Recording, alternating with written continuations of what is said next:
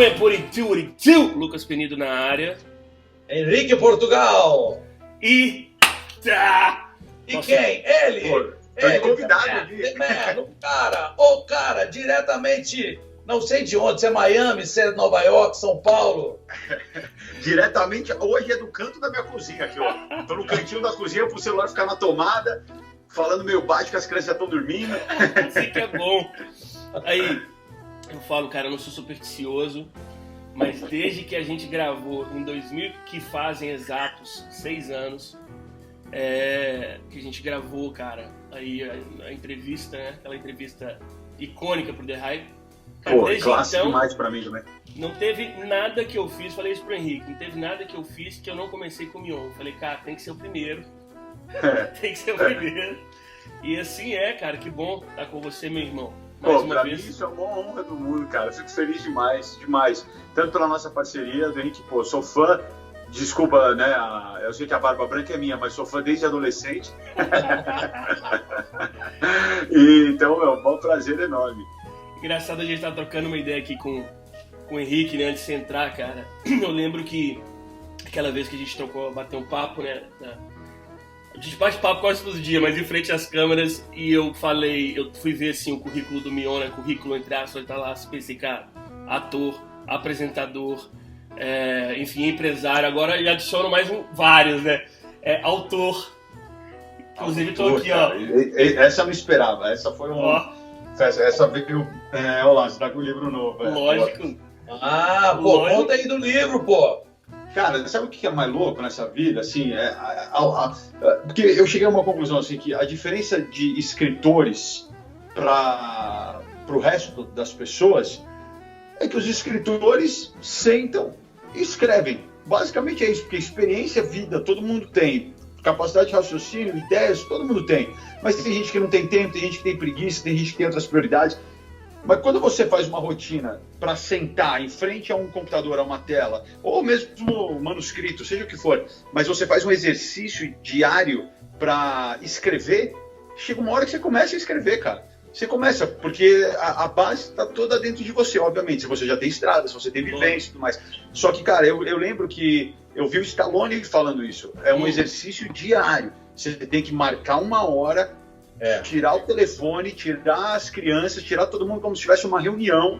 E mesmo que você não consiga escrever uma palavra, você não pode levantar daquela mesa. Tem que ficar ali, olhando para a tela, olhando para o papel. E espera uma hora, todos os dias. O primeiro, talvez você não está inspirado, né? Não vai escrever um, não vai escrever outro, mas eventualmente, irmão, você começa a escrever, cara. Você começa a escrever e aí vai. Eu escrevo para jornal tem uns 7 anos. Eu escrevo para o Estado de Minas. Escrevia sobre o Cruzeiro e atualmente escrevo sobre música e tecnologia. E é mais ou menos isso mesmo. Tem que sentar na frente do computador e falar assim, o que vou escrever hoje, né? Também escrevo. Eu tô nessa, eu tô falando aqui com vocês, mas eu tô pensando que meu prazo, meu deadline para minha coluna da Crescer, que é a revista que eu escrevo sobre paternidade, é amanhã. Então eu tô aqui, irmão, mas tô confabulando que depois eu vou ter que escrever e ter que terminar a coluna, mano. Inclusive, cara, eu lembro que quando a gente trocou essa ideia, eu tava ruminando no que a gente falou, uma das coisas, eu acredito que eu comecei a entrevista falando sobre a sua disciplina, né, cara? Irmão, de onde vem, cara? Foi algo que veio de certa forma natural ou algo que você... Óbvio, né? Então a disciplina, assim, eu acho que é uma coisa que é construída gradativamente, diariamente. Mas como é que é fácil pra você ou você, tipo, tem que ficar ali, uma decisão diária não tão natural? Como é que funciona? Irmão, eu vou te falar uma coisa. Disciplina, pra mim, ela é inerente. Ela é uma coisa que... orgânica. Pra tudo que eu faço. Pra tudo. Porque se eu não for com tudo, eu nem começo. E a disciplina tem a ver com você se dedicar de corpo e alma, porque a preguiça vem, outras coisas mais legais aparecem, e assim, no meu caso, óbvio que fica mais visível a disciplina em relação ao trabalho, ou em relação à paternidade, mas a que mais me chama a atenção, que muita gente não pensa, é a questão do bodybuilding, do fisiculturismo. Isso exige uma disciplina, irmão, que é fora da realidade, assim, é muito maior do que o average, o ser humano da média aguenta, cara. Fala aí, desculpa. Coisa que não rola, né? Coxinha. Isso que eu tenho uma dúvida, cara, se é absurda, porque assim, não, o Mion ele vai postando os vídeos dele viajando e é assim, a Su, né, com um prato maravilhoso, o Theo com sorvete, e o Mion, cara, com a salada, o peixe. Cara, como é que... Pergunta. Assim, não sei se existe isso, né, no meio, talvez... Minha curiosidade, eu tenho certeza de muita gente.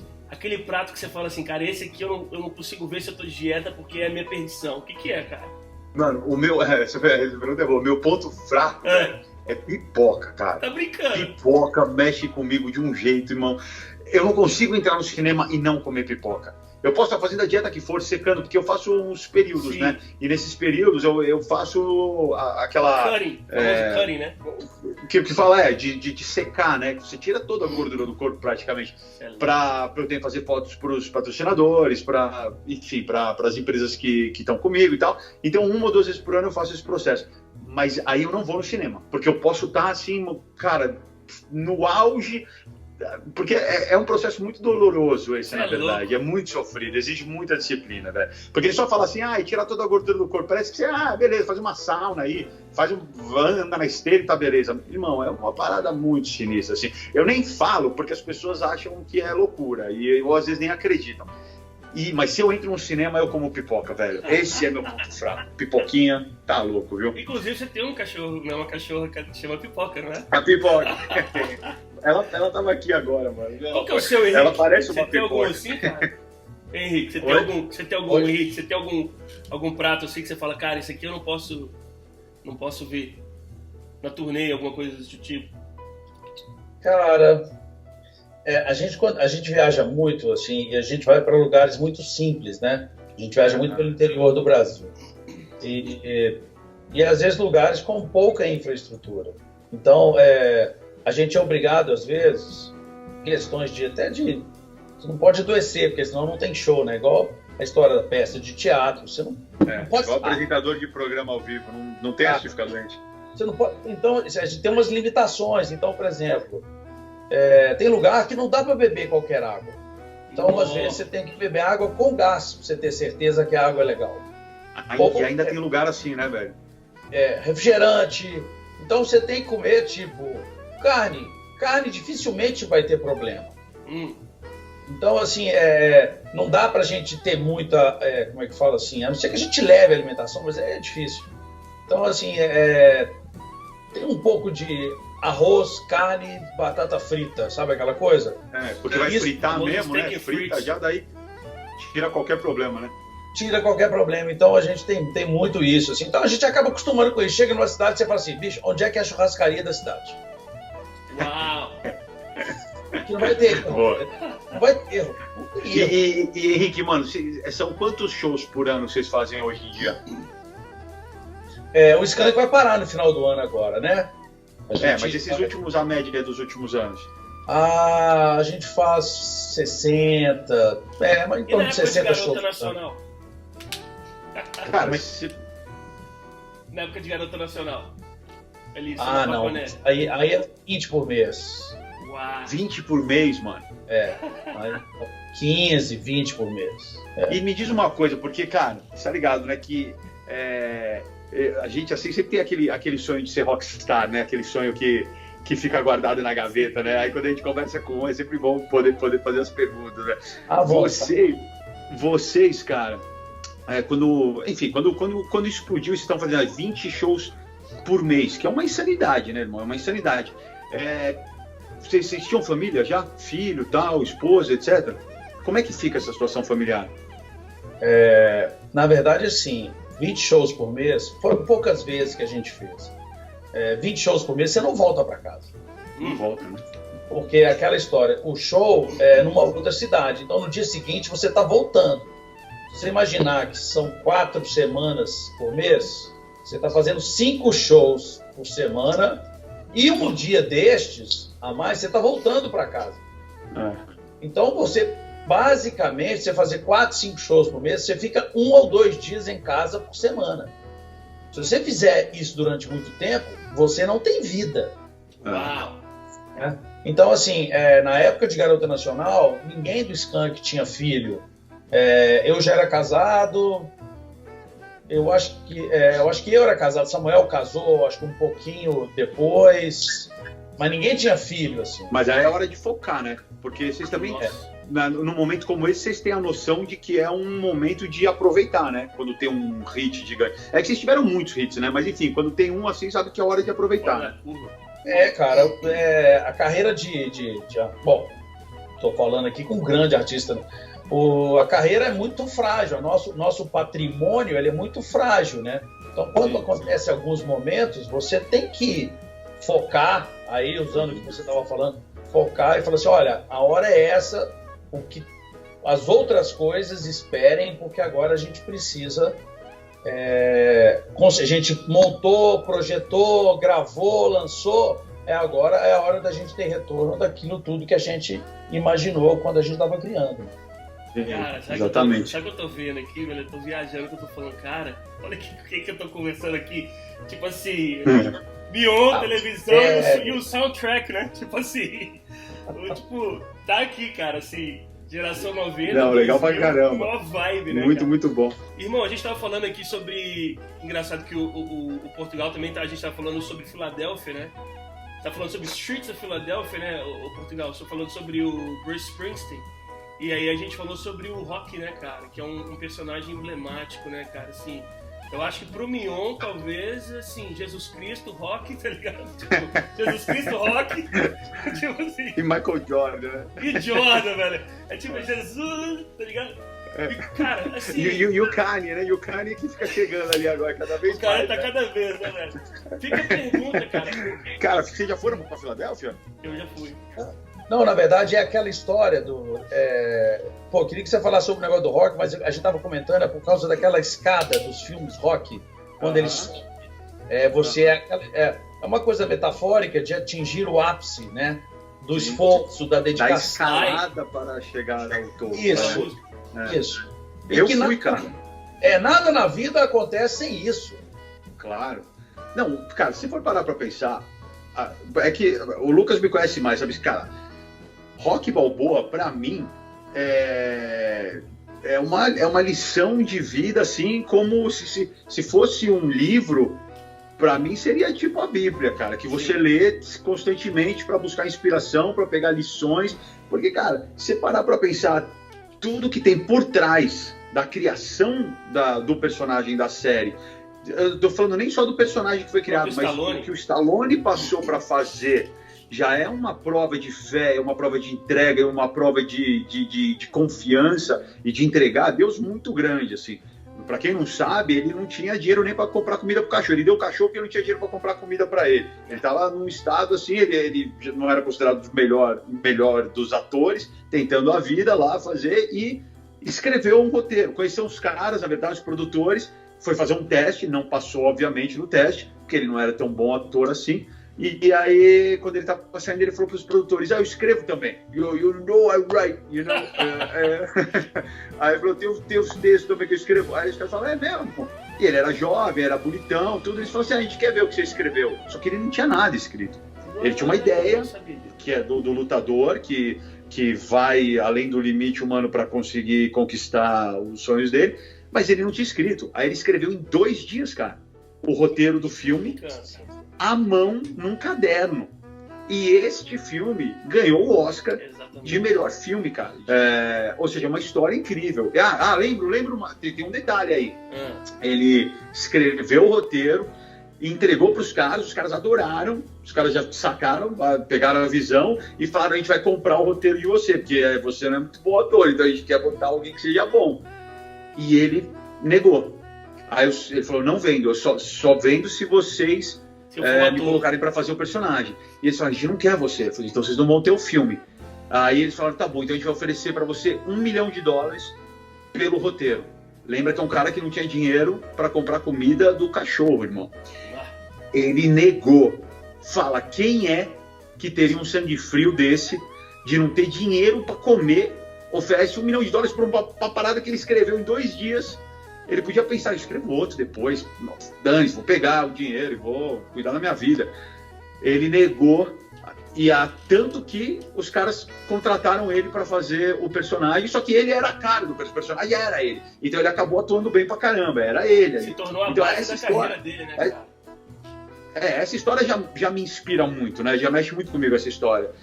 E aí chega o filme, é uma lição de vida, de superação, de nunca desistir, de disciplina, entre outros tantos fatores que mexem muito comigo, cara. E eu fui para Filadélfia e eu fiz uma matéria para o Legendários, onde eu fui em todos os pontos do Rock Balboa. Fui na escadaria, fui na casa dele, fui correr onde ele correu, fiz a parada toda, assim. Foi uma viagem, assim, cara.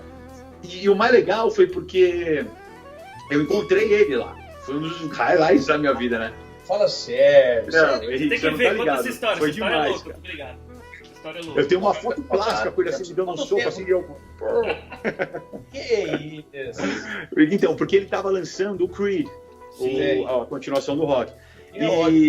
E aí tava fazendo uma junket na Filadélfia, ele tava comemorando. Na Filadélfia ele é considerado, cara, um ícone, né?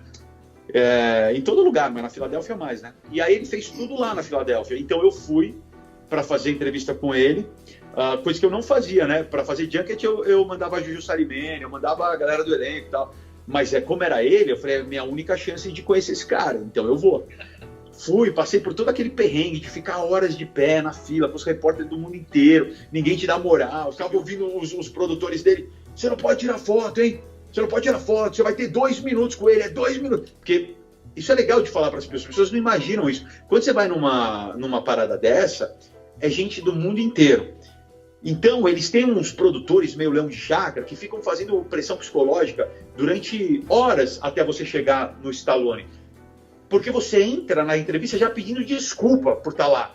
Eu vou fazer rapidinho, desculpa. Aí a gente faz as perguntas e já vai embora correndo. Porque se eles não fazem isso, sei lá, tem 300 pessoas. As 300 vão querer tirar foto, vão querer abraçar, vão querer contar a história, vão querer...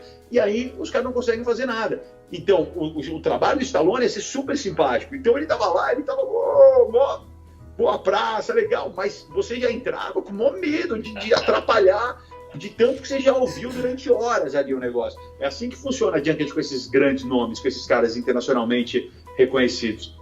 Mas o mais legal dessa história é que eu entrei, eles sabiam que eu era apresentador, que eu não era repórter, etc. Mas mesmo assim eu passei por todo esse trajeto aí de ficar ouvindo grito na orelha. E aí quando eu sentei com ele, os caras falaram, você vai ter 2 minutos, hein? E a produtora falou, você não tira foto, hein? Você não pode tirar foto de jeito nenhum. Aí eu falei, tá bom. E pensando por dentro, tá certo, né, mano? Acho que eu vou estar com o cara hoje, né? Tá certo. Mas eu olhava pra ele e falava, claro, tá certíssimo. Entrei ali no negócio, é uma sala pequena, cheio de luz, as câmeras já estão posicionadas, ele tá sentado numa cadeira, é tudo muito intimidador, você se sente muito intimidado com toda aquela grandeza. E é o Stallone, né? E é o Stallone. Aí, se liga só aí, que eu sentei ali com o cara gritando na minha orelha 10 segundos antes, que eu tinha 2 minutos. Eu falei, cara, eu tenho que, em 10 segundos, convencer ele que ele vai ter que ficar comigo pelo menos 5. Então, minha primeira frase, eu sentei pra ele e falei assim... eu falei, escuta, deixa eu te falar uma parada. Eu vou divulgar seu filme, você não precisa nem falar dele se você não quiser, porque eu já tava divulgando até antes de eu vir aqui. Porque eu já tinha postado o trailer quando lançou e tal. Eu vou divulgar, não se preocupa com isso. O que importa, na época eu tinha 35 anos, eu falei, o que importa é que eu esperei 35 anos para poder sentar e conversar com você. Uau! Aí ele olhou para mim e falou assim, so let's talk. Vamos conversar então. Aí eu falei, bom, então vamos.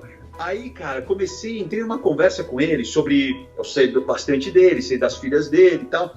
Comecei a entrar numa conversa sobre pai de menina, eu estava muito envolvido escrevendo meu livro, que foi o best-seller e tal. Começamos a falar e, cara, de repente, irmão, juro, parece que o mundo sumiu, ficou só eu e ele, assim, sabe quando faz um túnel, assim, de luz, a música tocando? Irmão, a gente ficou 12 minutos, eu ganhei 10 minutos a mais, ficamos trocando ideia, ele me adorou, ele começou a rir pra caramba, a gente começou a conversar sobre filha, sobre piada, sobre tudo, cara, sobre tudo. Teve uma sinergia boa e o mais legal de tudo, cara, é que chegou um momento que eu acho que foi o highlight da minha vida. Já aconteceu muita coisa louca comigo e boa, mas essa talvez tenha sido o highlight. Uau. Eu cheguei pra ele e fiz a seguinte pergunta. Eu falei, se você pudesse escolher que a sua filha namorasse com o Rock ou com o Rambo, quem que você preferiria? Aí ele olhou assim pra minha cara e falou assim, com o Rock, né? Porque o Rock é um cara mais legal, um cara gente boa, um cara bonzinho e tal. Aí eu falei, mas com o Rambo ela estaria mais bem protegida. Aí ele olhou e falou, é verdade. Aí ele fez assim, aí ele olhou assim, aí eu falei que foi o highlight da minha vida, porque daí ele fez assim, ó, você acha? Aí ele inclinou pra frente assim, como se a gente fosse um maior parceiro, tá ligado? Ele inclinou assim pra frente e falou assim, vem cá, você acha que eu quero que minha filha namore com um cara como a gente? Eu falei assim, oi? Eu falei, como é que é? Aí ele falou assim, acho que eu quero que minha filha namore com um cara como a gente, eu quero que ela namore um nerd, um cara que seja geek de tecnologia, eu não quero que ela namore um cara como nós. Aí eu falei, mano, o Stallone tá me pondo no meu Tipo assim, bro. Tá ligado, velho? Eu falei, né? Por fora eu tava assim, né, imagina, e por dentro eu tava, eu falei, é o melhor dia da minha vida, mano. O Stallone chegou pra mim, porque eu lembrei, quando eu entrei pra entrevista, eu tava com, tipo, um suéter, assim, né? A primeira coisa que ele falou foi assim, pô, eu não vou dar entrevista pra esse cara, olha o tamanho desse cara, eu vou ficar pequeno no vídeo. Aí eu já entrei mais confiante, assim, mais feliz, né? Porque ele brincou comigo e tal, não sei o quê. Daí ele chegou, quando ele falou isso, você acha que eu quero que minha filha namore um cara como a gente? Aí eu falei, ganhei minha vida, mano. Zerei a vida total. E também tem um lance que ele assinou depois a luva, né? Também que parece mano, isso é o mais legal de tudo. Porque assim, depois, aí eu falei assim, quando acabou tudo, eu falei, Sly, já tava chamando ele de Sly. Falei, Sly, eu preciso tirar uma foto com você, irmão. Juro, por todos esses anos. Nisso, a produtora que ficou na minha orelha, gritou, falou, ela já entrou na hora. Não poder. Aí eu amei, porque ele chegou e falou assim, claro que eu vou tirar foto com você. Pegou meu celular, deu pra ela, pra produtora, e falou assim, tira a foto pra gente, por favor. Aí ela fez assim pra mim, ela olhou pra mim e fez assim, ó. Aí, tirou a foto e, cara, e depois no final, essa produtora acabou sendo muito legal, porque toda a birra dela comigo começou porque eu levei uma luva, que eu queria que ele autografasse.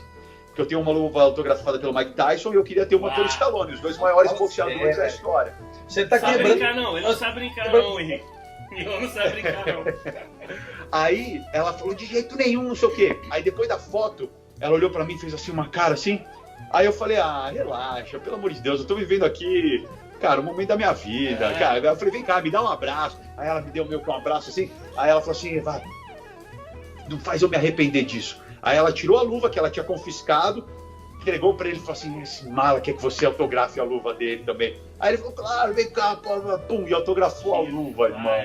É demais, cara, demais. Esse é highlight. Os sonhos, né? Realizar os sonhos, né? Esse é um realizado, irmão. Pô, esse é um realizado pra caramba. Você já teve alguém assim que você conheceu e, cara, tremeu na base, assim, muito fã? Cara, eu vou falar uma coisa. Eu não vou citar quem foi, porque era um grande ídolo pra mim. E eu cheguei perto dele, ele me tratou tão mal. Sério, que merda, tá? Aí eu estabeleci um padrão assim, não quero chegar perto dos meus ídolos. São meus ídolos. Exato. Aí um dia eu fiquei do lado do Steve Wonder, do lado dele. Você jura? Aí é demais, hein, mano? Aí eu falei, eu vou conversar com ele, eu tenho que conversar com ele. Eu falei, cara, mas se ele me tratar mal? Eu falei, não faça comigo não. Eu falei, não prefiro nem conversar. Aí você não conversou? Não tive coragem. Não tive. Do lado dele, eu falei, não, deixa preservar meu sonho. É melhor ficar com a imagem do ídolo, né? Deixa eu sonhar. Que loucura, velho. Eu assim, ninguém perguntou o que eu vou falar. Não, quero ouvir de você. Não, teve uma muito louca que é o seguinte, eu trabalhei na Verge, né? Você lembra? Vocês dois lembram da Verge, né? Verge Mega Store ali na coração da Times Square. Mas não sabia que você tinha trabalhado. Meu primeiro emprego foi na Verge, cara. Em qual? Na da Times Square. Tanto é que você tava lá... Times Square? Você tava lá em Nova York, eu já passei tantas horas nessa loja, tantas horas. Eu já matei tanta aula, porque a minha escola, ela ficava entre a Sexta e a Times Square. Eu estudava ali no miolo, praticamente no miolo da Times Square. Tanto é que esse dia que você tava lá, quase que eu tirei um print dessa foto e falei assim, eu estudava aqui, ó, que dá pra você ver ali a rua. E aí, enfim... E na época do ápice dos CDs e tal, então era para os artistas em status lançar o disco lá. Tinha só lançamento gigante. E a MTV era do outro lado, tiveram várias histórias loucas. Uma, por exemplo, que o Jay-Z falou assim, ó, no TRL, você lembra do TRL? Que era do outro lado da rua. Ele falou, galera, ó, depois da hora que eu sair daqui, a gente vai lá pra Verge. Cara, entraram, sei lá, 2.000 pessoas dentro da Verge de uma vez, uma bagunça. Mas a história mais louca é que, às vezes, tinha uns caras, por exemplo, Spike Lee e Stevie Wonder estavam lá direto, e o Michael Jackson, hora e outra, estava lá.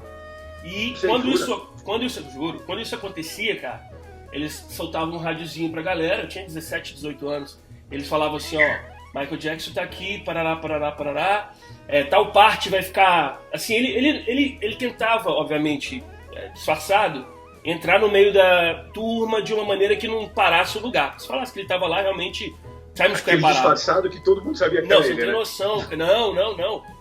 Dessa vez ele tava vestido como se fosse tipo, uma mulher muçulmana, com uma loucura, velho. E o mais doido, eles falaram. Eu falei, o quê? Não vou perder essa mais nunca. Aí o que aconteceu? Eu pedi o break na hora, desci, ele tava no 3º andar, vocês devem lembrar que é o DVD ali. E aí, cara, eu vi que os seguranças tinham formado meio que assim... Ele tava entre a galera, mas ele tava... Você via que tinha segurança posicionados.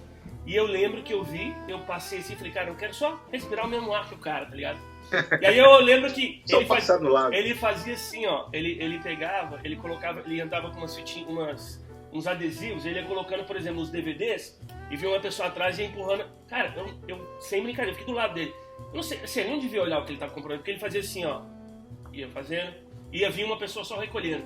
Aí nisso, ele olhou pra mim assim, eu olhei pra ele fez só assim, a hora que eu olhei, cara, tinha um segurança atrás dele, olhando assim, através da minha alma, tá ligado? Não era nem eu. Aí eu só fiz assim, mostrei na carteirinha da Virgin pra ele, aí o cara assim, ok. Aí eu falei, só cumpri o que eu mas peraí, deixa eu entender, você ganhou um nod do Michael Jackson? Ganhei um nod, olhando no meu olho, eu falei, cara, like that. Você nunca me falou isso, mano. Nunca soube dessa história. Louco, né? Louco. Cara, louco, velho. Tem umas histórias meio assim, cara, tipo, David Bowie também conheci, enfim.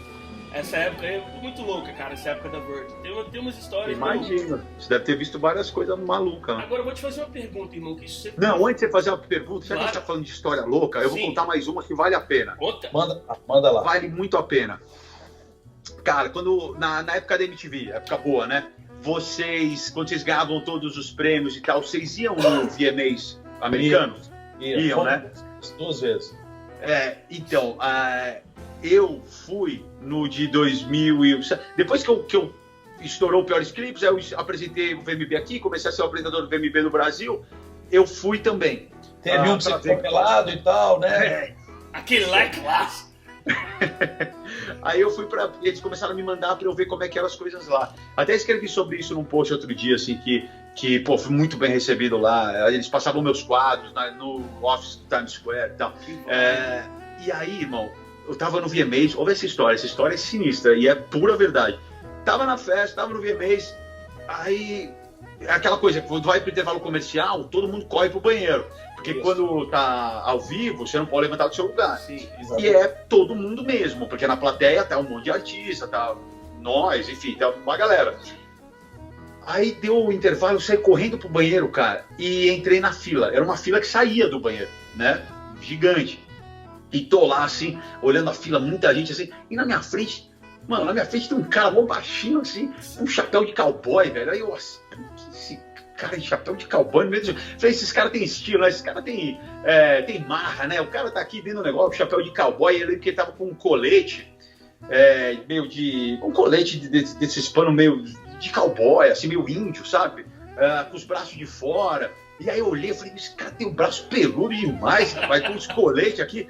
E eu olhando assim na minha frente e tal, e foi andando na fila, cara, foi chegando perto do banheiro, você não tem muito o que fazer, né, você tá na fila parado, eu olhei pra frente assim, esse carinha baixinho aqui na minha frente, quem que é esse cara? Aí eu olhei assim um pouco de lado, olhei mais um pouco de lado, falei, meu, esse cabelo tá muito legal, esse cabelo tá bonito demais, cara. Aí eu fui olhando mais um pouco, John Bon Jovi, na minha frente. Cara, baixinho, cara. Baixinho, irmão. Baixinho mesmo. Me chamou muita atenção isso. E eu sou muito fã de Bon Jovi. Eu, cresci nos Estados Unidos no final da década de 80, começo dos 90. Bon Jovi mano. Eu crio meus filhos ouvindo Bon Jovi. Todos os dias, né? O Débora foi meu menor, canta todas as músicas do Bon Jovi. Aí eu comecei a me dar uma tremedeira. Eu falei, cara, não acredito. O cara tá na fila do banheiro comigo, irmão. Né? E dá um mijão aqui, eu John Bon Jovi, pô, tá louco, cara.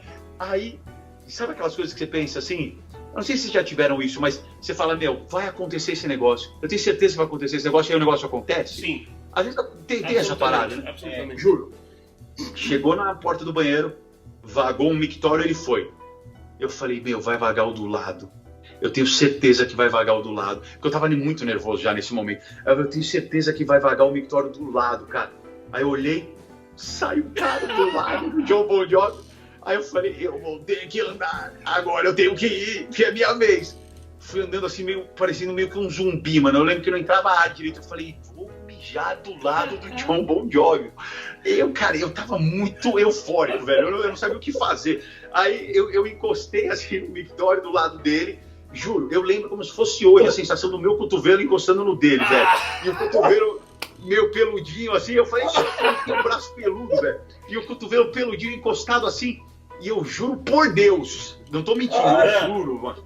Quando eu tava ali, eu falei assim, tudo muito rápido, né? Mas a cabeça pensando assim, 1 milhão. Eu falei assim, isso nunca mais vai acontecer. É a única chance na vida que eu tenho de estar tão próximo ao John Bon Jovi assim, nessa situação, né?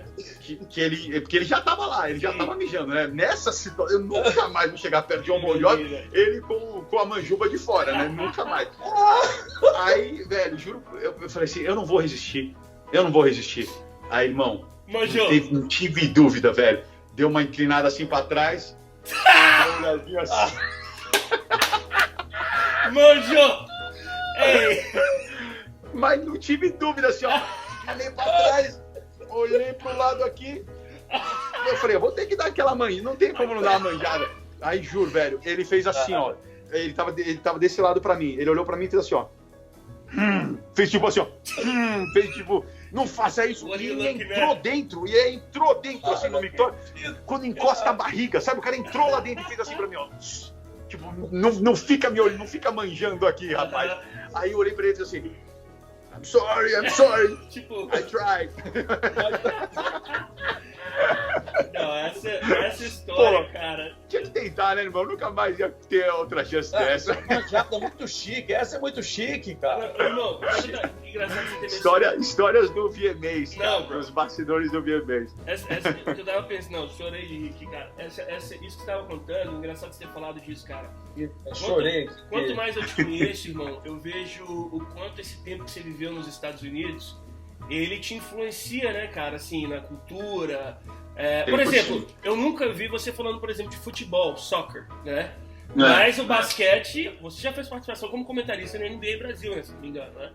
Já, na final, já. Como esse tempo, cara, que você morou aqui, assim, nos Estados Unidos, te influenciou, assim, talvez na carreira, na vida?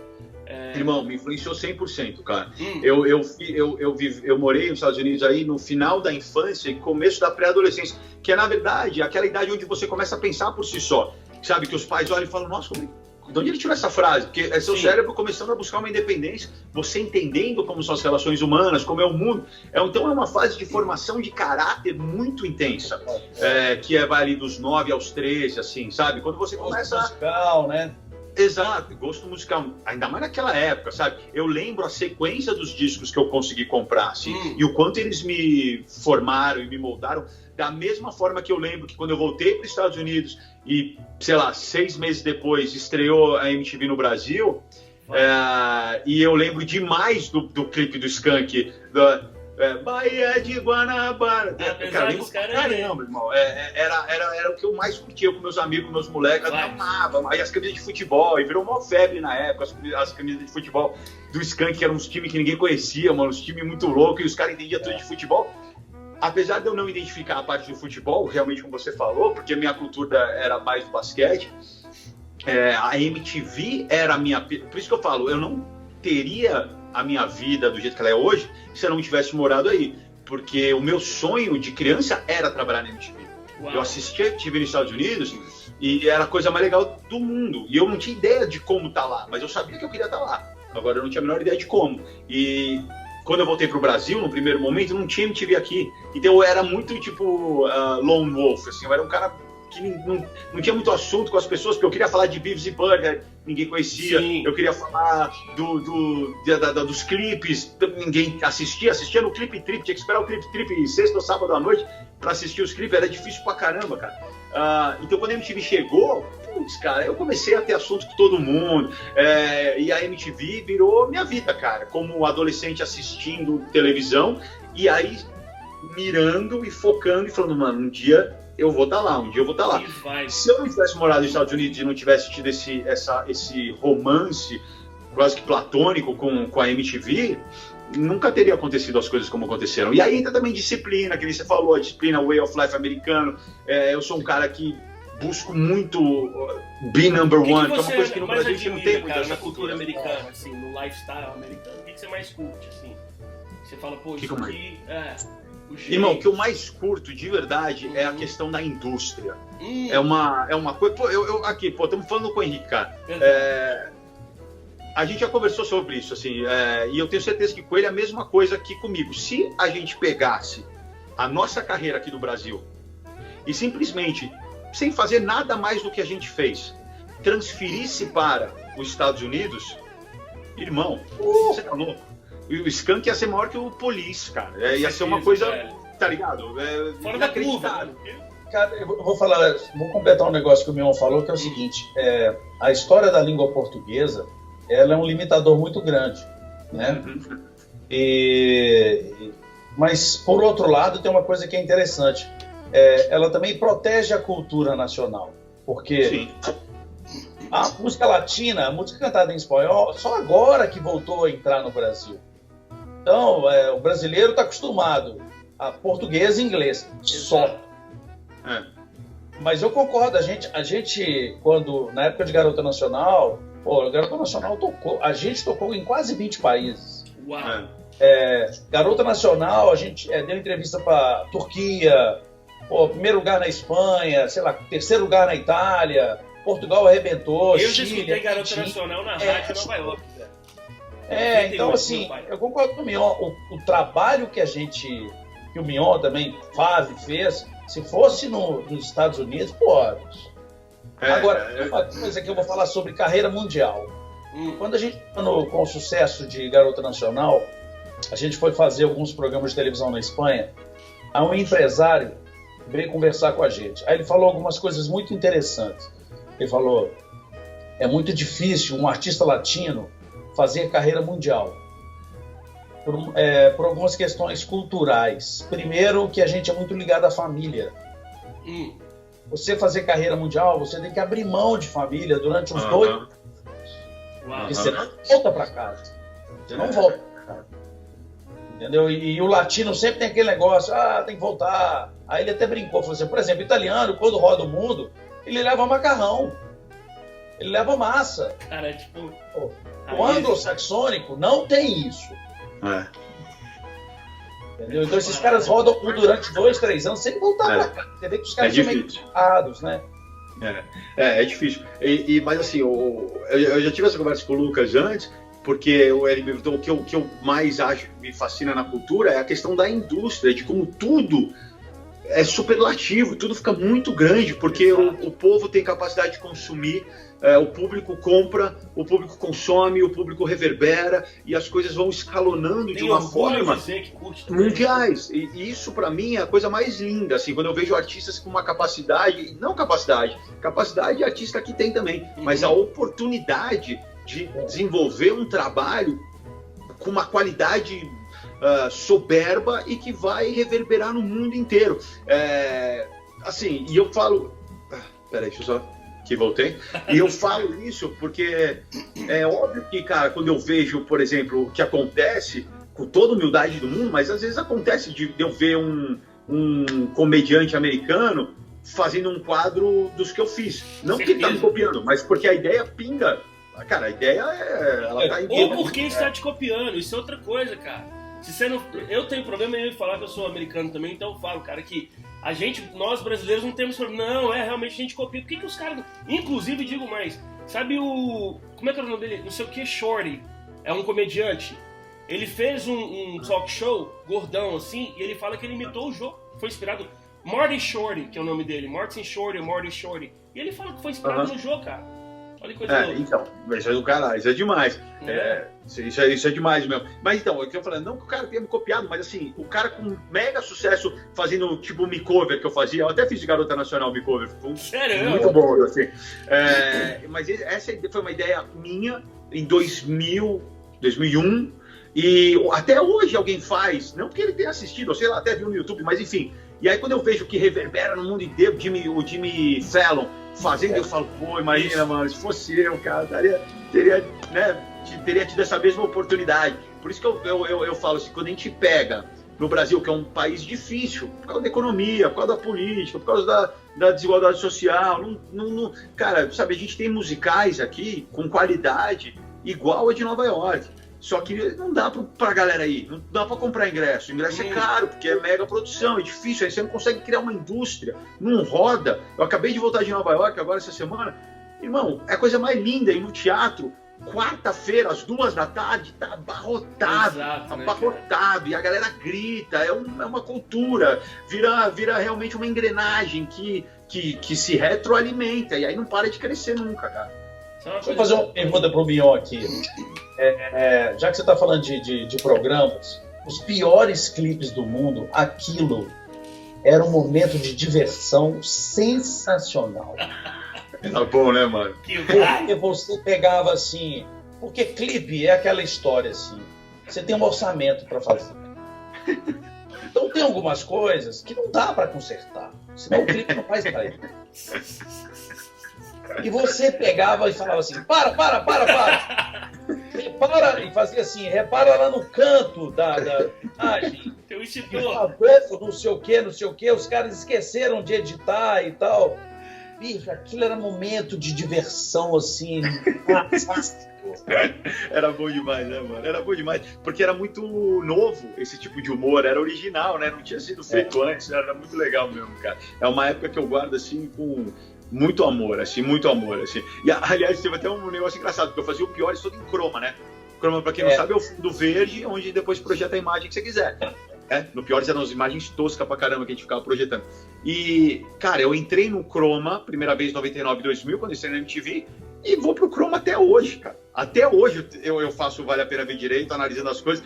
Aí eu fui gravar com meus filhos uma parada agora essa semana pro show do Marco Túlio, que é o Authentic Games, que é um youtuber, tá? Que é um cara que fala com o público infantil, legal pra caramba. Levei eles.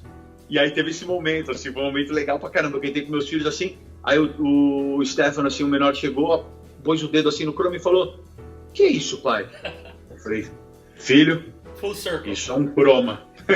Seu pai ganhou a vida nisso. Que sensacional, velho. Bem-vindo ao mundo que pagou a sua educação até hoje. Que sensacional. Esse é o croma. É uma coisa que eu tô viajando aqui, cara, porque eu me sinto um cara abençoado em poder... Eu falo isso, não tenho problema nenhum, cara. Olha que viagem, cara. Olha só. Cara, e os dois são meus amigos, eu acho sensacional. E uma coisa que eu tava vendo de vocês dois, que eu acho que tem um paralelo, é a carreira, cara. Por exemplo, o Skank começou ali os 3 primeiros, aí depois teve o do meio, né, que a gente tava brincando, que é o Gengibre, como é que a gente tava chamando, o Henrique? O quarto? O Cosmotron, não? Não, o Cosmotron não, antes do Cosmotron. Maquinarama? Não, antes do Maquinarama. Siderado. O Siderado. O Siderado, ele foi um divisor de área, né? que teve resposta e tal, né? Que foi, o Skank entrou numa pegada mais ali. E eu vejo uma coisa que vocês dois fizeram que eu acho sensacional, que é crescer com o público. Muita gente não consegue, o cara, por exemplo, com todo respeito, você vê lá um Backstreet Boys, você vê os caras, embora a galera, as fãs cresceram, mas quando elas querem assistir os caras, elas querem se lembrar de quando elas eram adolescentes, as amigas e tal. Agora é diferente, por exemplo, de um cara como, por exemplo, um Prince, que o cara foi, né, cresceu com o público e por aí vai. E eu vejo que vocês dois têm isso, cara. Por exemplo, o próprio Skank, chegou uma parte que entrou numa questão mais, uma pegada mais melódica e tal. E Mion, também você teve uma época ali que você fez o shift, né? Por exemplo, você foi dono de balada, você teve, né, várias coisas, até marca de moda, Chip, enfim, mas a como... Viron? Qual outro? A Viron também? Isso, a Viron também, com certeza. A Viron, a gente fazia Fashion Week, fazia tudo. Sim, e o que eu acho sensacional, cara, isso é uma coisa que eu admiro muito, mas foi que você, quando você se tornou pai, quando você abraçou esse lifestyle, Porque eu acho que a pior coisa que existe é uma pessoa que às vezes tenta vender um lifestyle que não é mais a vibe, cara. E aí teve esse... Você percebeu isso ou foi uma coisa também que aconteceu organicamente? Não, cara, foi totalmente pensado, sentido e pensado, 100%. Assim. Tudo na minha carreira, nada é por acaso, irmão. Todos os passos que eu dei, eu planejei, eu plantei e eu fui colher. Legal, todos, absolutamente. Eu sou um cara que...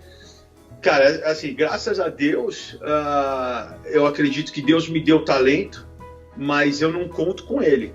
Eu conto, assim, hard work pays in when talent doesn't show up, entendeu? Você tem que botar o trabalho, irmão. Então, desde sempre eu tive essa meta na vida. Então, por exemplo, quando eu saí da MTV para ir para Record, eu já estava planejando a minha saída há uns 2 anos. Que eu só não tinha saído ainda porque a MTV não queria. Então a MTV ficava aceitando todos os meus pedidos para eu ir ficando, entendeu? Mas eu não queria chegar ao ponto onde eu via acontecer com caras que eu admiro muito, que eles já não estavam mais falando com aquela galera. Exato. Porque a MTV tinha um prazo de validade, pelo menos para o tipo de produto que eu fazia. Para um Massari, que, sei lá, um gênio musical, um cara crítico, pode ficar o tempo que for. Mas, cara, chegou uma hora, e aí eu já tinha filho, eu já tinha uma vida, não dava para eu ficar fazendo as loucuras com boné virado pro lado, taco de beisebol. Não dava mais, entendeu? E eu fiquei muito preocupado com isso, para fazer o shift na hora certa. E também para dar um passo maior, porque como comunicador, vamos combinar que assim, eu tá na MTV, eu tá jogando num time assim, sei lá, um time com jogadores selecionados, mas que não é a seleção, entendeu? É um time muito bom, é um time de grandes personagens, sei lá, você tá jogando, eu não entendo muito de futebol, mas vou tentar dar um exemplo aqui. Tá jogando no Real Madrid, tá ligado? É um time visado, cheio de craques, não sei o quê, mas não é a seleção do seu país. Quando você dá um passo para uma TV aberta, para Globo, para Record, para SBT, para Band, você passa a jogar na seleção. O negócio fica outro patamar. Uma grandeza, fica mainstream. E, cara, como comunicador que eu sou, eu queria... isso é uma coisa que eu pensava muito. Eu moro no Brasil. Trabalhando na MTV, eu falo com a classe A, que é uma parcela ínfima do país que eu vivo.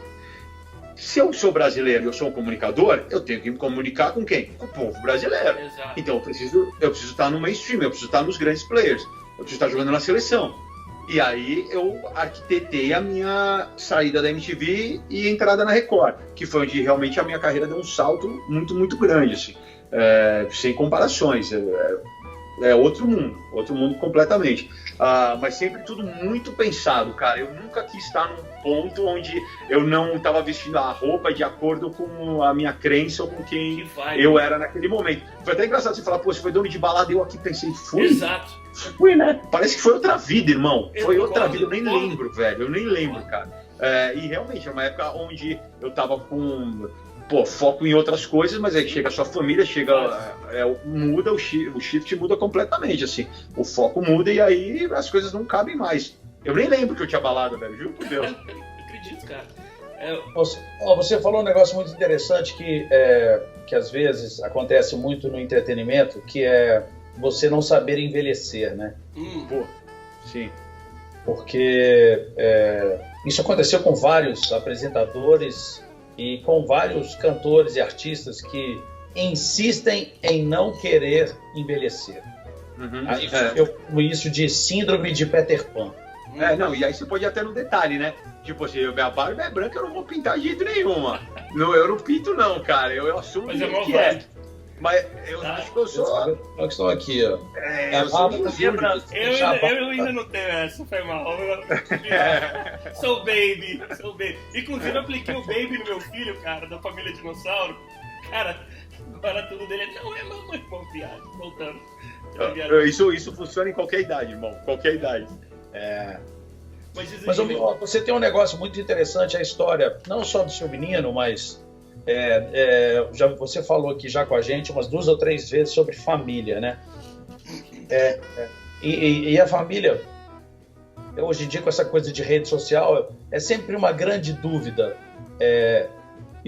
porque a gente tem visibilidade, mas e aí? A família entra nesse pacote, a família não entra nesse pacote? Como é que... Pô, eu vou te falar, você pensa? A minha trajetória nisso é engraçada, porque primeiro, eu venho do teatro. Nunca quis trabalhar na TV. As coisas foram acontecendo. Depois eu vim da MTV, que era uma ilha à parte, né? A gente era uma gangue fechada na MTV. Então, eu lembro que, por exemplo, eu fiz o programa do Gugu, Domingo Legal, por causa do sucesso do Piores. Eu fui o primeiro cara da MTV a ser convidado para ir para um programa 100% popular, que na época tinha banheira, tinha o bagulho todo, tá ligado? Tinha o pacote completo. Então eu era muito contra a exposição familiar. Eu não mostrava, eu não fazia cara, eu não fazia nada. Tanto que é tão maluco isso que quando eu entrei na Record, em 2010, cara, eu já tinha meus 3 filhos. E muita gente nem sabia que eu tinha filho, cara. Porque eu não falava e eu não mostrava. Eu focava no meu trabalho. E aí veio o quê? A gente volta pra minha influência da cultura americana. Porque nos Estados Unidos, o artista é respeitado como um artista no sentido profissional. Sim. Então, por exemplo, é muito comum nos Estados Unidos você encontrar um cara na rua, um artista, e você pedir para tirar uma foto, e ele responder numa boa, muito educadamente, falando assim: hoje eu não estou trabalhando. I'm not working today. Então, para tirar foto, falar com as pessoas, é considerado trabalho. Então, para isso, ele vai no evento de lançamento, ele vai para a noite de autógrafo, aí ele está trabalhando, aí ele tira foto com todo mundo, fala com todo mundo. Mas no dia a dia dele, ele não trabalha. Então, a maioria do povo americano saca isso. E é legal, você vai de jogo da NBA e tem jogador sentado na arquibancada, ninguém vai tirar foto com o cara. Exato. Ninguém, irmão. E eu aprendi isso a duras penas, porque eu tava no jogo uma vez e o Shaquille O'Neal tava sentado ali. Cara, é o Shaq, né, irmão? Não. Shaq, E aí? Era o Shaq, cara. Aí eu tava com a minha mulher e ele tava numa boa, assistindo o jogo. E eu falei assim: não vou. Fui. Mano, eu vou. Porque eu tava com ela e ela falou assim: pô, ele tá na boa. Eu falei: eu sei que ele tá na boa. Eu falei: cara, é o Shaq, eu não acredito. Eu vou chegar com o maior sorriso do mundo, com a maior cara boa. Pô, Shaquille O'Neal, cara, vou tirar uma foto com esse cara, só pra eu ter essa foto num porta-retrato. E aí eu fui chegando assim perto dele, o Shaq é uma figura, né, cara? Sim. E assim, no que eu fui chegando assim com o sorriso assim, tipo, tentando ser o mais simpático possível, assim. Aí ele só olhou pra mim e fez assim, ó. Tipo, daquele jeito, daquele tamanho, né? Hoje tô em off. Hoje eu não tô trabalhando, irmão, hoje não vai rolar. Uau. E aí na mesma hora eu fiz assim, pô, desculpa, foi mal, entendo perfeitamente, voltei pro meu lugar. Mas no Brasil, isso era a forma que eu acreditava. Então, por muitos anos, eu batalhei muito em só falar sobre o meu lado artístico, sobre os meus programas, sobre as coisas que eu crio, etc, etc. Por muito tempo. Mas uma das condições de se jogar na seleção é que chegou o momento onde você, como uma figura pública, comunicador para a massa, as pessoas querem saber de você. Sim, as pessoas não consomem só o seu programa, elas consomem o comunicador. Porque quando você está segurando o microfone, as pessoas ligam a TV para ver você, porque é a sua palavra, é a sua voz, entendeu? Do mesmo jeito que vai no show do Skank, para ouvir o Skank, cara, sabe? E aí tem a sinergia com os caras da banda, é diferente, entendeu? Então chegou um momento, eu lembro perfeitamente que eu tive uma reunião na Record com a direção e eles falaram: você tem que mostrar a sua família, você tem uma família linda, você é um pai extremamente dedicado e ninguém sabe disso. Aí eles falaram assim, óbvio que eles tinham um viés, um olhar comercial dessa história, porque realmente eu sou muito dedicado e apegado à minha família. Acho que hoje em dia todo mundo sabe disso. Na época era uma coisa que só quem convivia mesmo sabia. E até eles falavam uma coisa que foi muito importante para mim, com a experiência deles já de TV aberta. Eles falavam assim: vai ser bom para você, porque as pessoas vão te conhecer. E as pessoas hoje consomem você, não é mais que nem na MTV, que eles consumiam o seu quadro, ou o seu personagem, etc. Não, é Marcos Mion que assina, tanto que o meu programa era Legendários com Marcos Mion. Então as pessoas precisam saber quem você é e vai ser bom para você. E foi aí que eu comecei Na época estava começando as redes sociais ainda, né? Não era tão forte como é hoje, mas aí eu comecei a fazer revista, comecei a fazer os outros veículos que tinham para falar sobre isso, por uma questão estritamente profissional mesmo, assim. Mas com o advento do Instagram, é inegável que as coisas tomaram outra proporção. É inegável. Agora, respondendo diretamente à pergunta do Henrique, eu seguro muito. Eu sei que parece que eu posto muito sobre a minha família, mas se você vê os posts, todos têm um motivo. Exatamente. Todos têm um motivo, cara. São porque hoje eu estou numa posição, e eu tenho essa consciência, e minha família toda tem essa consciência, uma posição muito forte de exemplo, cara, de inspiração, sabe? E a cada post que eu falo sobre autismo, eu tenho o retorno imediato de centenas de milhares de famílias, cara. E é meio como uma obrigação social minha. Porque quer queira que eu não queira, com o meu microfonezinho ali do Instagram e do Twitter, do Facebook, eu chego onde o governo não chega às vezes. Porque o governo tem que cuidar de 50 causas. Da minha causa, eu me dedico ao máximo. E eu falo, daí eu cuido eu. Então eu faço, cara, sequência de vídeo, eu faço ensinando tudo. Coisas que eu não tive. Quando eu descobri que meu filho era autista, eu não tinha, entre aspas, aqui, um Marcos Mion para contar como é que eu ia lidar com aquilo. Então eu faço questão de fazer isso para as pessoas que estão chegando agora. É uma a cada 59 crianças que nascem com autismo hoje em dia, cara. É muita gente, é muita gente. Então eu tenho uma visão social muito importante da exposição da minha família. Com os meus posts com a Donatella, todos são de empoderamento feminino, de pai, de menina, dedicação de pai, a relação que tem uma parcela gigante. Pô, meu livro Pai de Menina é best-seller, por quê? Porque tem muito pai que tem problema em ser pai de menina, cara. Tem muito pai que tem trava em se entregar, de entrar no mundo feminino, de saber que ele tem o lado feminino dentro dele, que ele pode dividir com a filha. Né? Não à toa o livro vende como vende. Até hoje é o livro mais vendido na categoria, cara, Parent. E aí, agora, cara, que meus filhos... O menor fez 10 anos... Então o Romeu tem 14, a Donatella tem 11, o Stefano tem 10. Eu lancei o livro do Stefano, aí foi o último. Agora, cara, eu tô começando a mostrar para eles como funciona isso. Porque não tem como negar. Eles cresceram nesse meio, eles cresciam nos bastidores do Legendários, eles crescem no meio das minhas gravações. Pô, irmão, eu tenho as pessoas não pensam nisso, mas eu tenho uma profissão que aos olhos de uma criança... É muito divertido, cara. E meus filhos me vêm gravando os vídeos, aí falam, pai, você tá brincando do quê? Eu falo, não, tô trabalhando. Como assim? Como assim você tá trabalhando? Você tá com uma peruca, você tá pintado de Anitta, sei lá, você tá dançando, como você tá trabalhando? Porque eles estão acostumados a ver os pais dos amigos. Sim. Eu tenho certeza que na família do Henrique é a mesma coisa. Mas também dos pais de amigos de terno, tal, vindo do escritório, blá, blá. Demorou um tempo para eles entenderem que aquilo era trabalho. Mas eles ficaram muito fascinados com isso. E aí, obviamente, eles veem como é a minha vida, eles veem como é o meu dia a dia, eles ficam muito fascinados. Eles queriam já há algum tempo começar a ter rede social, canal no YouTube, já faz uns 3, 4 anos que eles estão na minha bota querendo. E eu não deixo. Acho que talvez eu seja o único da minha categoria aqui, da minha seara, que não deixa nem ter WhatsApp, cara. Aliás, eu postei no meu Instagram agora recentemente um vídeo falando exatamente sobre isso. E nos 2 livros eu falo que eu sou contra, a gente tem que achar um meio termo nessa história de eletrônico. Mas, o que eu fiz? Esses 3, 4 últimos anos, eles estudaram. Eu falei, vocês querem fazer? Então vocês vão estudar. Botei eles na mesma escola de teatro que eu fiz, eles têm professor de canto, eles têm professor de história da arte, eles têm professor de sapateado, eles têm professor de dança, de canto, de teatro musical, de interpretação. Mano, eu falei, então eu vou criar 2 monstros, eu vou fazer meu Sandy Júnior, então. Vocês querem fazer essa parada? Então vambora, vambora, meu filho, vambora. Não vai ser fácil. De Sandy Júnior você sabe muito, né? Afinal de contas, eu vi de perto. Então, irmão, agora... Pela primeira vez, eles vão começar no TikTok.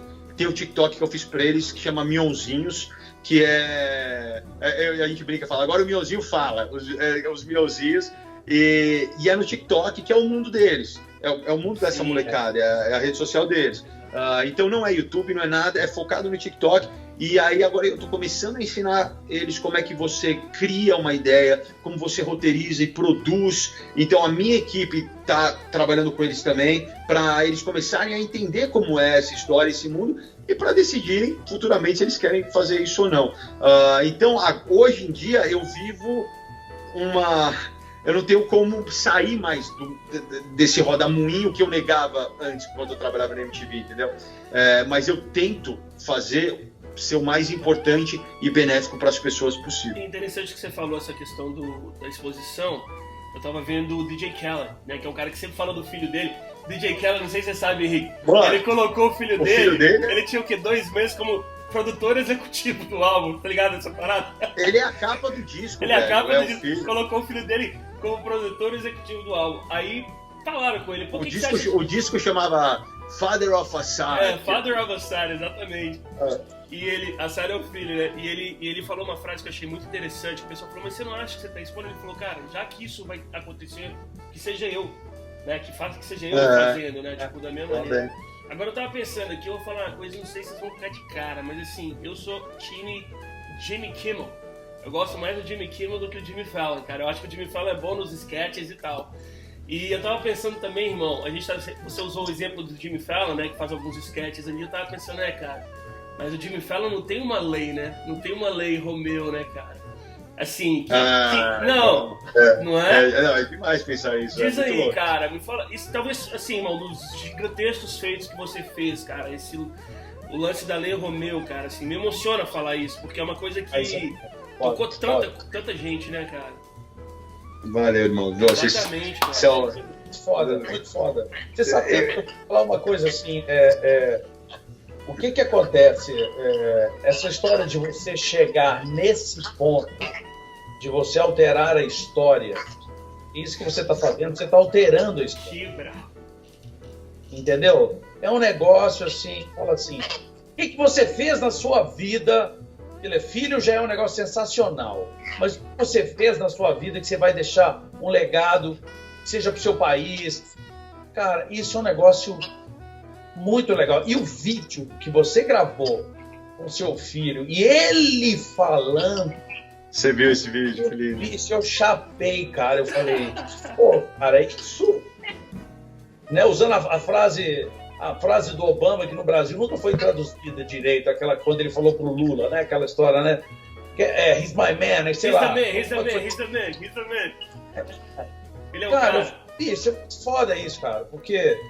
E aí você falou uma outra coisa aqui que eu acho legal, que talvez sirva para nós brasileiros, que é essa história de eu quero ser o número 1. Eu quero ser o melhor da minha profissão. Sabe? A gente, aqui no Brasil, não, é o que você comentou, a gente sempre pensa pequeno, a gente sempre pensa menor. Sabe? Enquanto o brasileiro pensar dessa forma, a gente nunca vai conseguir fazer esse país desenvolver e andar e ser grande. Concordo.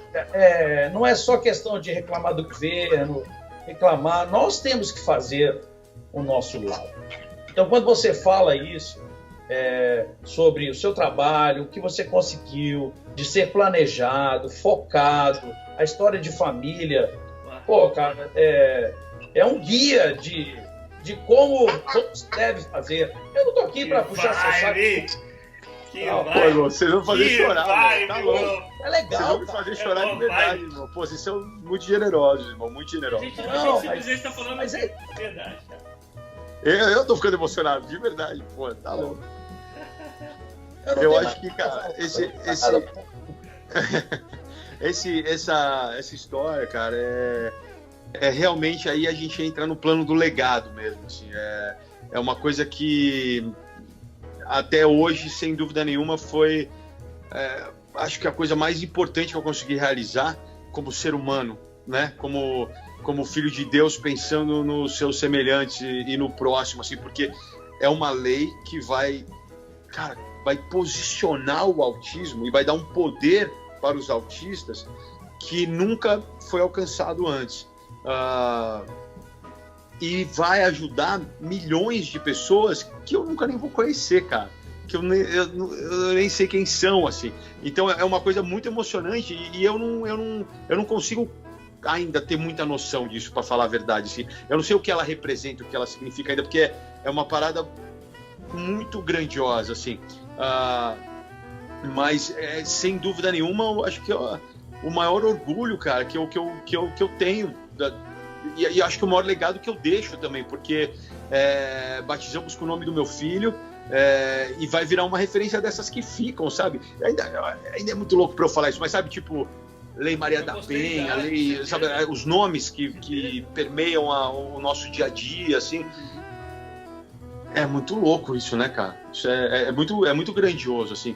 E aqui conversando com vocês, assim, dando uma parte, eu tive que contar isso pro Romeu, né? Porque acontece, assim, com a história do Instagram, acontece muito na minha família. A gente tá andando na rua e chega alguém e comenta alguma coisa que viu em algum vídeo e pega as crianças meio de surpresa, assim, sabe? Aí eu expliquei para eles, tal, que é por causa do vídeo. Então, direto, as pessoas falam que adoraram ver a Donatella fazendo não sei o quê. Ou, Stefano, eu amo quando você canta. E ele fica meio assim. E pro Romeu entender isso é um pouco mais delicado, assim.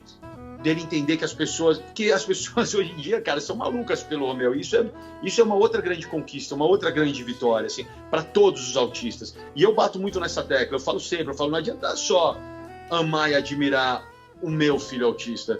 Tem que amar e admirar todos, né? Tem que admirar toda a comunidade, assim. É uma coisa que eu defendo constantemente, porque quando eu ando com o Romeu, às vezes as pessoas passam até reto por mim, cara, e vão direto nele, Romeu, eu te amo, não sei o quê, e faz coraçãozinho, e é tão bonitinho porque ele me vê falando com as pessoas e ele aprende sozinho.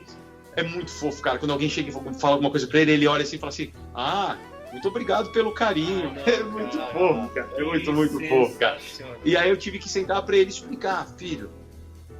Porque isso começou, eu falei, vai ser muito falado, as pessoas vão comentar, mesmo na própria comunidade autista que ele frequenta e tal.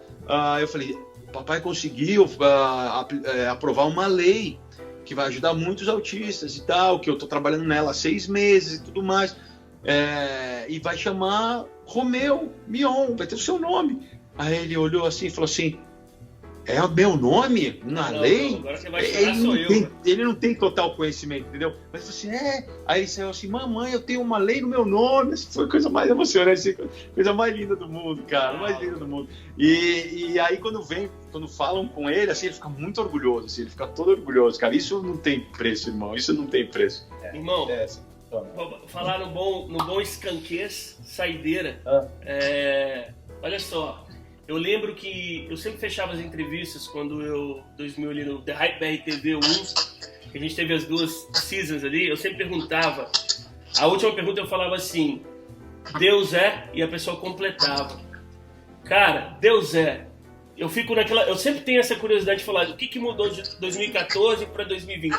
Mudou alguma coisa? Deus é. O que Deus é para você, cara, assim? Essa pergunta é muito complexa e profunda, né, irmão? Porque eu não quero chegar e simplesmente falar é tudo, ou dar uma resposta Deus é tudo. Padrão, meio como é que fala? Uma chavão, assim, porque eu sou um cara de buscar frase pronta, assim. Você tinha que ter me passado essa antes pra eu pensar um pouco, assim, cara. Não, mas tá louco.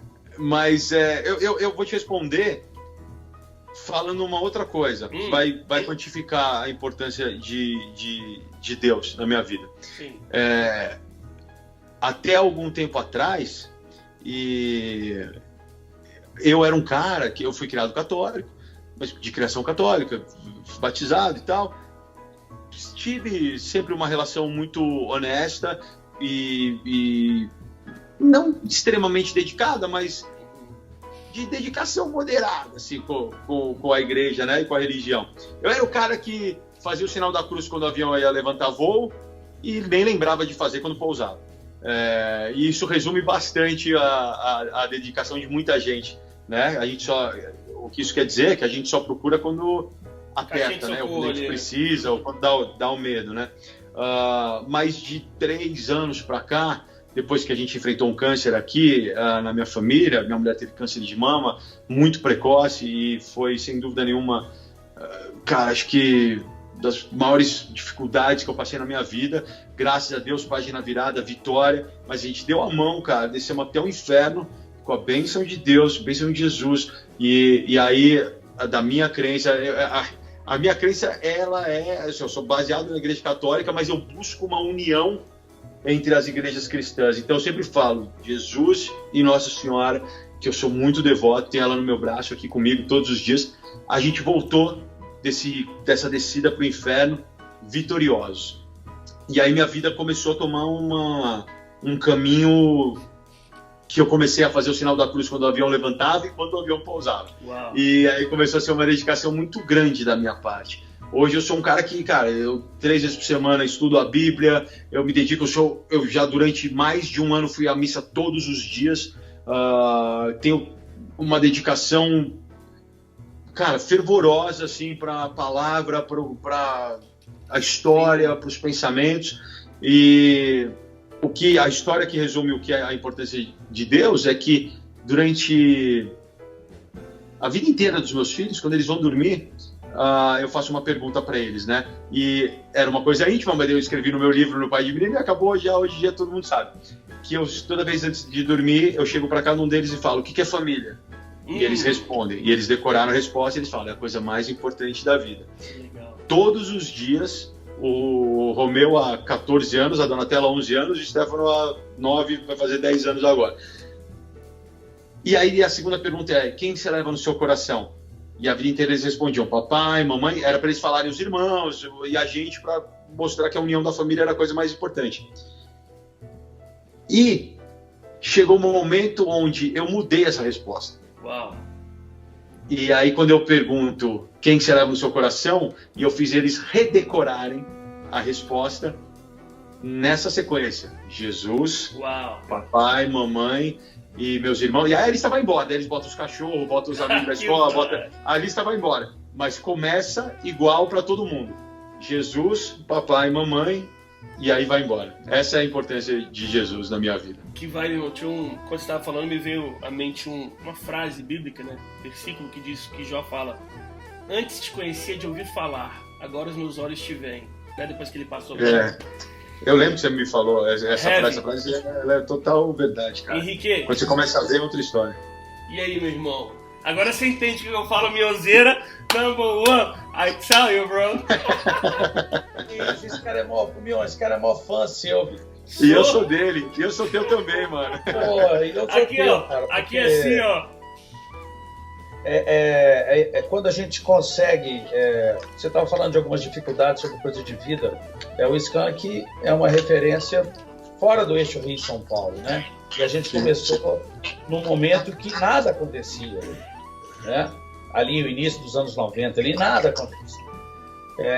Então... muito difícil. Eu costumo falar assim, que é importante que a pessoa saiba quanto custa um bico. Sabe? Uhum. As coisas são difíceis, não são fáceis, né? Que a gente tem uma proteção divina, eu também só acredito nela total, cara. Não é à toa, eu falo que não existem coincidências, essas coisas todas, acredito muito em Deus. Cara, eu só posso agradecer por essa aula que você deu aqui de... Obrigado, porque quando a pessoa se abre e fala de uma forma tão clara e transparente, igual você falou agora, cara, bicho, essa troca de experiências é fantástica. Muito sensacional.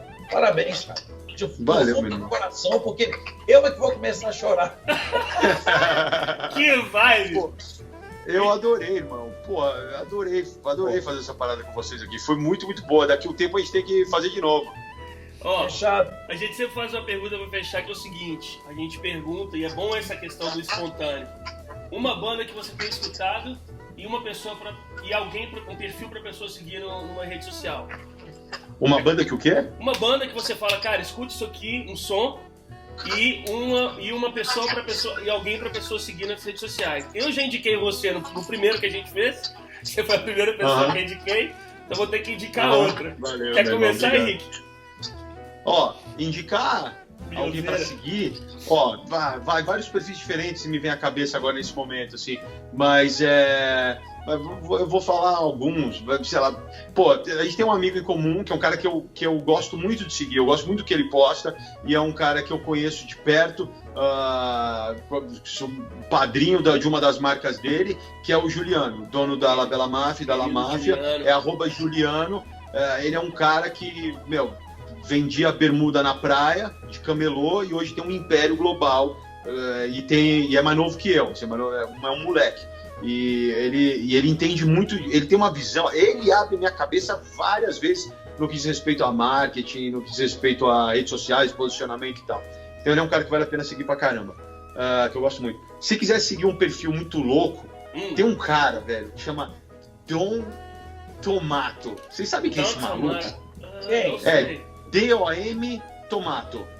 Ele é um cara de parkour, mas é surreal o que esse maluco faz. É surreal. Ele pula de uns lugares que, se você pulasse pendurado e se arrastando, você já morria. Só que ele pula dando um mortal e cai no chão como se não fosse nada. Assim.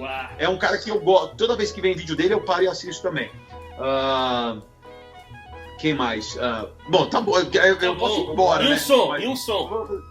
Agora, então, a questão do som, cara, vocês vão me entender pra caramba, assim. A gente vem de uma época onde era mó legal você saber qual era o som novo. Eu passava horas na Virgin atrás de um CD que ninguém tinha ouvido ainda, só pra ser o cara que falou, conheço. Ouve esse som aqui. E teve várias bandas que eu descobri, assim, por amigos e que eu indiquei também. E a gente vem de uma época que isso era legal pra caramba, irmão. Só que hoje, eu sou um cara que só ouço o que já é. Sim. Eu ouço the old stuff. Eu não ouço mais. Pô, não. Sabe por quê? Porque nada que apareceu bateu em mim assim como bateu o Skank quando eu ouvi a primeira vez, ou quando eu ouvi Charlie Brown a primeira vez, ou quando, sabe, cara, sei lá, ouvi Paralamas a primeira vez, ou a Jota, são bandas que, porra, viraram a minha cabeça, entendeu? Não aconteceu, não acontece mais, velho. O Mion tá desculpado só pela história do John Bon Jovi. Exato. Agora não precisa falar nada disso. Exato. Só Exato. Essa daí vai, eu acho que isso aí vai sair várias coisas aí. Essa daí é sensacional. Henrique, pô, cara, som novo é difícil, velho. Porque assim, a gente vai falar o quê? Do Kanye, mas não é novo, cara. Todo mundo sabe, todo mundo conhece. Sei lá, velho. É difícil falar de alguém novo, assim, mas cara. Mas tá valendo. Eu acho que essa do Bon Jovi aí já zerou, já ganhou o passe, velho. Valeu, não valeu? Valeu muito. Essa história é única, mano. Não, sensacional. Cotovelo com cotovelo, bracinho peludo, não esqueço nunca. Não, e a chegadinha pra trás, vou fazer então. Eu imagino a cara do Bon Jovi, who's this? Foi exatamente assim, mano. Eu vou. Deixa eu ver aqui. Vou falar do som primeiro. Ixi, será que ele caiu? Pô, o Mion acabou de cair, mas eu só posso dizer o seguinte: o cara mandou bem demais. Mion, muito obrigado pela entrevista, pela parceria, pela gentileza, pela sinceridade, pela humildade. Pô, muito legal, cara. Sensacional, Mionzeira. Pra manter o método de indicar, eu indico então. Indico o Henrique Portugal, cara, de verdade, pra você seguir, sacar um pouco de tecnologia, sustentabilidade, música nem se fala. Henrique também tá com um projeto maravilhoso, além do Afters, que é tocando piano com vários convidados incríveis. Já foi Tony Garrido, quem mais? Léo Jaime, só faixa Leone. E o som eu vou indicar. Quem? Simoninha também. E eu vou indicar um som, já que a gente falou bastante de Nova York, eu vou indicar uma banda que já tem alguns anos de estrada, mas eu curto muito, que é o Interpol. Então vai, Interpol. É isso. Tem algum aí pra indicar, Henricão? Vamos fechar, saideira. Vamos fechar que o Mion quebrou tudo, cara. É nóis. God bless. Abraço.